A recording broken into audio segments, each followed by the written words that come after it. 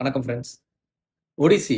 So இன்னைக்கு என் பையனை கூப்பிட்டுருக்கேன். 5 வயசு பையன். படத்துக்கு நாங்கள் போகலான்னு இருக்கோம் ஒடிசி. ஸோ அதுக்கு முன்னாடி நம்மளுக்கு சில விஷயம்லாம் தெரிஞ்சுக்கலாம். ஏன்னா என் பையனுக்கு நான் எக்ஸ்பிளைன் பண்ணேன் என்னென்ன இருக்குன்ட்டு. ஸோ அதை இங்கே ஷேர் பண்ணலாம். நான் ஒடிசி பார்க்கறதுக்கு முன்னாடி நம்ம சில விஷயங்கள் தெரிஞ்சிச்சுன்னா இட் இஸ் ஈஸி டு அந்த பார்க்கறதுக்கு நல்லா இருக்கும். முதல்ல ஒடிசிக்கு போகிற காரணம் என்னன்னா கிறிஸ்டபர் நோலன்றவருக்காக தான் நிறைய பேர் போவாங்க. அவரோட ஸ்க்ரீன் பிளேக்காக தான் நிறைய பேர் போவாங்க. அது நம்ம எப்படி சொல்லலாம்னா நம்மளோட வீரபாண்டிய கட்டபொம்மன் நம்மளுடைய கர்ணன் படத்தை வந்து சங்கர் சாரோ ராஜமௌழி சாரோ வந்து படம் எடுத்தா எப்படி இருக்கும்னு நம்மளுக்கு ஒரு ஒரு வைப் இருக்கும்ல. அந்த மாதிரி தான் கிறிஸ்டபர் நோலன்றவர் அது கிரேக்கோட நாவலை தழுவி இது எடுக்கிற படத்துக்காக எல்லாருமே இது ஆக்சுவலி 10 years பிஃபோர் ட்ராய்ன்ற படம் பார்த்தவங்களுக்கு தெரியும் இந்த படத்தோட ஏன் நம்ம இவ்வளோ இந்த சீக்கிரம் ரொம்ப எல்லாருமே எதிர்பார்க்குறாங்கன்ட்டு. நான் வந்து இதோட கதை ஷார்ட் அண்ட் ஸ்வீட்டாக சொல்கிறேன் எனக்கு தெரிஞ்ச மாதிரி. இது வந்து பழைய துர்க்கி நாட்டில் நடந்த ஒரு சம்பவமாக வருது. இது துர்க்கியில் ட்ரோஜன்ற நகரம் வந்து கடற்கரை ஓரத்தில் இருக்கிற நகரம். அங்கே 2 இளவரசர்கள். அதில் இளையவர் வந்துட்டு அவருக்கு சப்போர்ட் பண்ண கிரேக்க மன்னர்களில் ஒரு குறுநில மன்னரோட ஒய்ஃபை வந்து கூப்பிட்டு வந்துடுறாரு. ஸோ அங்கேருந்து தான் வந்து 2 நாடுகளுக்கும் கிரேக்க நாடுகளோட மொத்த நாடுகளும் ஒன்று சேர்ந்து ட்ரோஜனை வந்து தாக்குறாங்க. ஸோ இதுதான் இந்த கதையோட இது. நீங்கள் அந்த ட்ராய் படம் பார்த்தவங்களுக்கு தெரியும் கிறிஸ்டபர் நோலன் வந்து இது எப்படி கொண்டு வந்திருப்பாரு.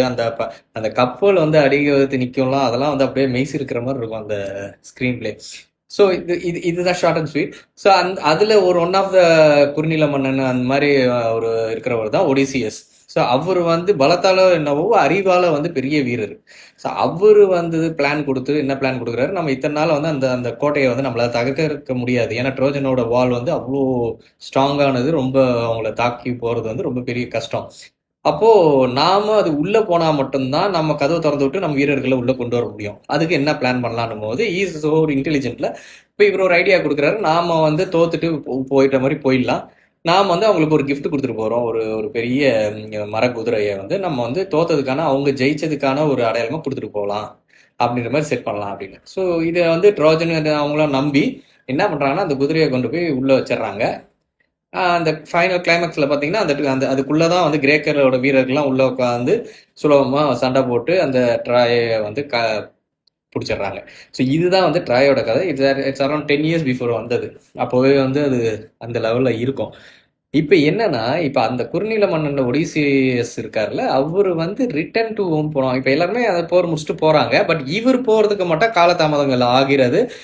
ரொம்ப வருடங்கள் கழிச்சு தான் வந்து அவர் சொந்த ஊருக்கே போறாரு.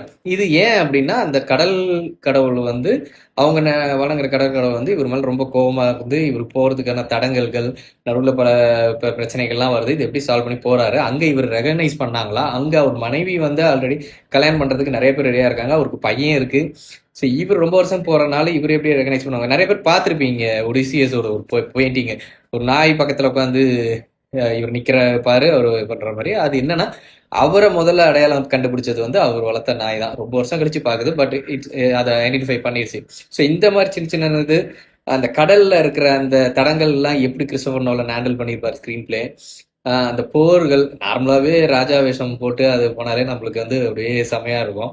ஸோ கிறிஸ்டபர் நோலனோட இந்த ஏன்னா இந்த மனுஷன் இன்டர்ஸ்டெல்லார்னு ஒரு ஃபியூச்சரை பற்றி யோசிச்சு அங்கே 3D டைமென்ஷன் 4D டைமென்ஷனில் வந்து மெமரி ஸ்பேஸ் நீங்கள் அதை பார்த்தீங்கன்னா தெரியும். இன்டர்ஸ்டெல்லாரில் ஒரு நம்ம யோசிக்க முடியாத யோசிச்சிருப்பாரு. பிளாக் ஹோலை வந்து அவர் ஒரு கற்பனை கொண்டு வந்திருப்பாரு. ஆனால் அது நிஜத்திலேயே சில பேர் இடத்துல ஒரே மாதிரி இருந்துச்சுன்னாங்க. ஸோ அப்படி ஃபியூச்சர்லேயும் போய் படம் எடுத்துட்டாரு. இப்போ பாஸ்ட்டுக்கு போயிட்டு ஒரு படம் எடுத்திருக்காரு. ஸோ அந்த வருஷம் அதுக்காக நான் இன்னைக்கு வெயிட்டிங். ஸோ இப்போ நான் என் பையன் கூட வந்து இன்னைக்கு மதியானம் போகலான்னு இருக்கேன். நான் என் பையன் என் ஒய்ஃபு. ஸோ பார்த்துட்டு வந்துட்டு அந்த படம் எப்படி இருக்குன்னு சொல்கிறேன். ஸோ இதுதான் ஒடிசி பார்க்கறதுக்கு முன்னாடி நம்ம தெரிஞ்சுக்க வேண்டிய சில விஷயங்கள். ஸோ கொஞ்சம் இன்ட்ரெஸ்டாக இருக்கும். அதுக்காக தான்.